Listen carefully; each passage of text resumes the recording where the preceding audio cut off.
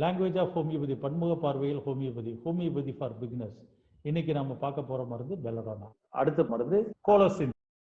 பார்க்க போகிற மருந்து பெல்லடோனா. இந்த அம்மாவுடைய பிரச்சனை என்னென்னா, காலையில் எழுந்திரிச்சா முகம் வீங்கிக்கும், திடீர்னு பார்த்தீங்கன்னா மத்தியான நேரத்தில் வீங்கிக்கும், அப்புறம் அப்படியே போயிடும். ஒரு அரை மணி நேரம் இருக்கும், அப்புறம் போயிடும். ஆனால் வீங்கிட்டு வீங்கிட்டு வீங்கிட்டு போயிட்டே இருக்கும். வீங்கிற இடம்லாம் சிவப்பு கலராக இருக்கும். Body parts R enlarge, red, த ஸ்வெல்லிங். இதை பார்த்துட்டு வந்துட்டு போகுது. இந்த 3 அடிப்படையில் வச்சு பெல்லடோனா 6E கொடுத்தேன். 2 டோஸ் தான் எடுத்துருக்கிட்டாங்க. அந்த கம்ப்ளைண்ட் திருப்பி வரவே இல்லை, நல்லா ஆயிடுச்சு. அதனால் இந்த அக்யூட் ரெமடியை எப்படி நம்ம பார்க்குறதுன்னு பார்க்கணும். மைண்ட் சிம்டத்தையும் பார்க்கலாம், அதே போல் இந்த கேரக்டரிஸ்டிக் சிம்டம் ஆஃப் பெல்லடோனாவையும் வச்சு நம்ம மருந்து கொடுக்கலாம்.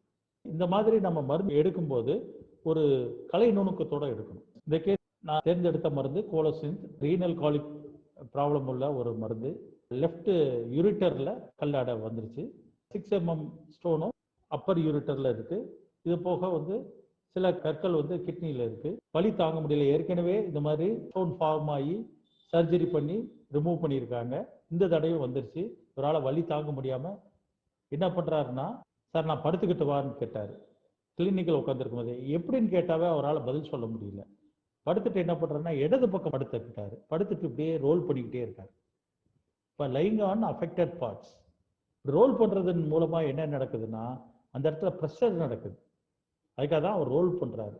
அப்போ ஹார்ட் ப்ரெஷர் அம்லரேஷன், லைங் ஆன் அஃபெக்டட் பார்ட்ஸ் ரெண்டுலேயும் பார்த்தா கோலோசின் தெரிஞ்சு கன்ஃபார்ம் பண்ணுறதுக்காக அவர் எந்திரிச்சு உட்கார சொன்னேன். எந்திரிக்க முடியல சார், வாங்க சார் அப்படின்னு சொல்லிட்டு உட்கார சொன்னேன். ஐயோ உட்கார முடியாது சார் அப்படின்னாரு. உட்காருங்க அப்படின்னு சொன்னேன். வலி இல்லாத ரொம்ப கடுமையான வலி.